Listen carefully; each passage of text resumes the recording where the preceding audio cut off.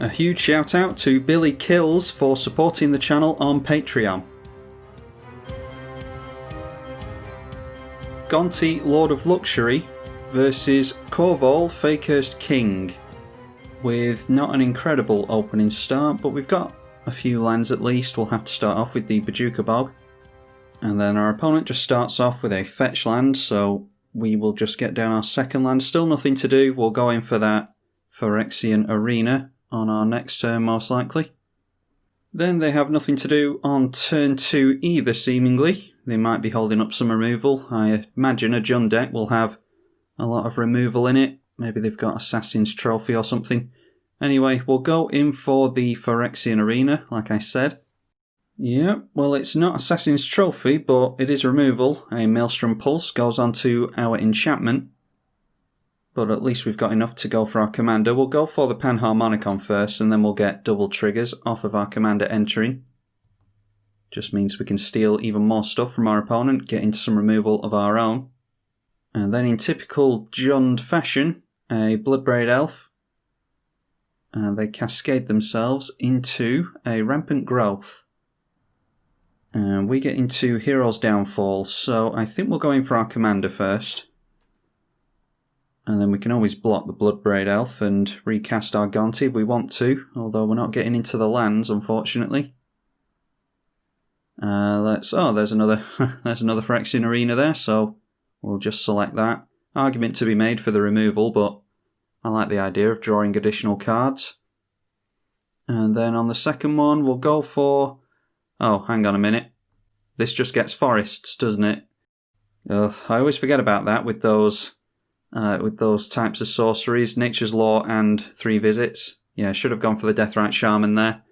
We certainly won't be ramping in this deck with the 3 visits. Grabbing themselves back the Maelstrom Pulse and going for the regrowth, I dare say they're going to take out our Panharmonicon here. No, surprisingly, going after our commander. We will leave that in the graveyard because we've got Animate dead. So we'll bring that back next turn. Or maybe not. Alright, that's well played by our opponent. So we've chosen to keep our Gonti in the graveyard, and now I imagine they get rid of our Animate dead here. Yeah, that's our commander stuck in the graveyard. Although we can get it back with the Confluence if we get into another land next turn. Anyway, they swing in at us with the Bloodbraid Elf. We can take care of that with the Confluence as well. Alright, that's really good. If we weren't going to get into a land, then a Sol Ring is the next best thing. Yeah, we could go for the Phyrexian Arena now and start trying to draw cards, but with all the removal going around, I'm not going to rely on the fact that we'll actually keep this Sol Ring, so yeah, we'll go for the Confluence on our opponent's turn. It might be that we want to get rid of Korvold over the Bloodbraid Elf, actually. But instead, they are going for Harmonise and not for their commander, so see if they can go for anything for 2 mana. Oh, they've got a land there, so a 3 mana spell they can cast. And going for the Pernicious Deed, which will get rid of all the permanents in play apart from lands. Yeah, I dare say they'll crack that next turn. They're not going to crack it now because it won't do anything, so we'll go in for the Confluence. And it'll just be one of each on that, so we'll draw a card, lose a life, get rid of the Bloodbraid Elf, and put our commander back into hand. And then it's a Grey Merchant of Asphodel for us. We can mess around with... Oh, just called that up in my mind. I was just going to say we can mess around with Strionic Resonator on the Grey Merchant of Asphodel, and then different reanimation tactics and stuff. We need the mana to do that, though. And we don't have that yet, unfortunately. We can't take lands off of our opponent with Gonti. Let's see there. I like Thoughtseize. The Putrefy is back. I think we just go for Obnixilis there. And then with the next one, it's a couple of discard effects. That thing is Destroy a Creature. We can't get rid of their commander with that, so we'll go for the Duress. And then let's get this Kaya's Ghost form onto our commander. And then with the remaining mana, we will go for Duress, which we can pay for with colourless. So let's have a look at their hand. Alright, it is Nature's Law and some removal in Assassin's Trophy. So we'll definitely get rid of the removal. And then just to keep track of what our opponent has in hand, we'll open up that window there.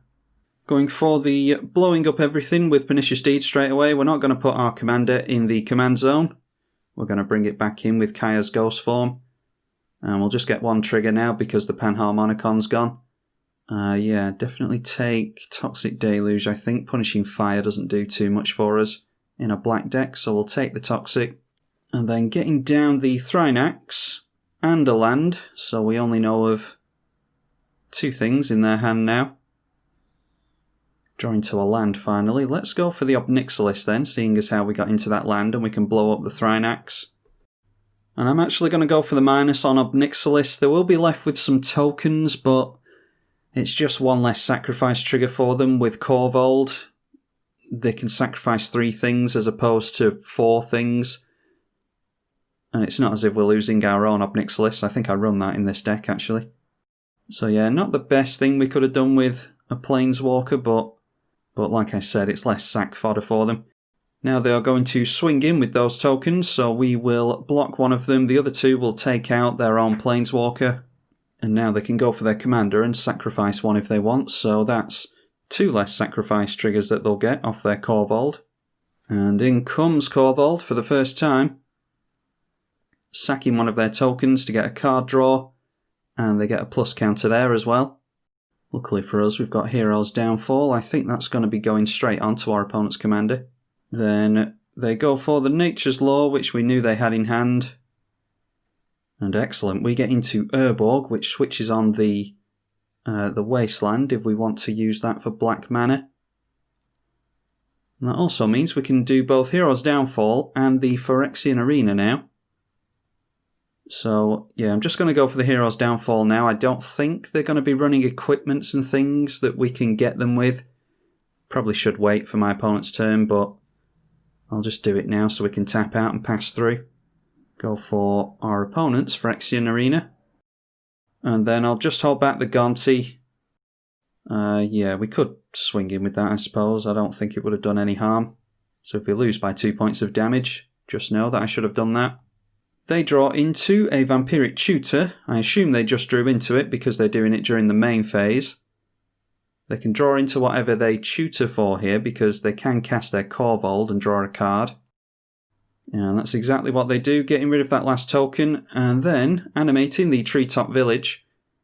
Yeah, if we had a surplus of mana and Undying effects and reanimation and stuff like that, I would block here to take them off a land, but I don't think so. I'll just take it. Oh, that's good. We get into Liliana of the Veil. Yeah, let's go straight in for that, force them to sacrifice their commander. And then we'll finally get down this Strionic Resonator, and I will hold up the Undying Instant. We'll swing in with our commander. Oh, actually, instantly forgetting about the Treetop Village. Yeah, that manland can take out our Planeswalker now. And then they've gotten into some discard effect as well. Do we cast the Undying thing now? Oh, they can only take... Yeah, they can't take the Undying effect off of us. They can only take Grey Merchant of Asphodel or Wormcoil Engine. And it is Wormcoil Engine that they get rid of. That actually goes into exile, so we can't reanimate it. Yeah, and then they animate the Treetop Village, getting rid of our Liliana. Would have been nice to tick that up and then minus it down onto a Korvold again, but... Yeah, completely forgot about the manland as soon as I saw it, apparently. And then, sacrificing their own land. So, an argument to be made for us blocking the Treetop Village earlier on, because they've used it to great effect here, getting rid of our Liliana and drawing some cards with it with a Disciple of Bolas. And then going in for a main phase, Hero's Downfall of their own, so we will go for the instant that we've held up, and we'll keep our Gonti in play.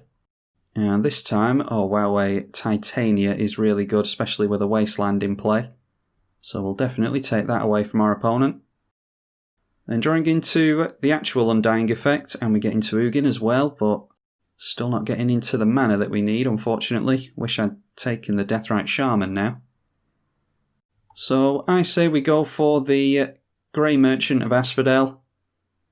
If we had another mana, we could have copied this and drained our opponent for a little bit more. But if we get into some kind of sack effect, we can give that Undying and then double up the trigger to have it come back. I don't know if we've got enough devotion to black to really make that relevant. Anyway, we'll swing in again, because we really do have to start chipping away at our opponent. Korvold coming down yet again. I don't even know how many times they've cast that now. Sacrificing a land instead of the Disciple of Bolas, that seems risky, because they might need to continue to recast their commander. Oh, and there's a sack outlet for us in Recurring Nightmare, getting to a land as well. What to do here? I think we'll go Undying onto our commander.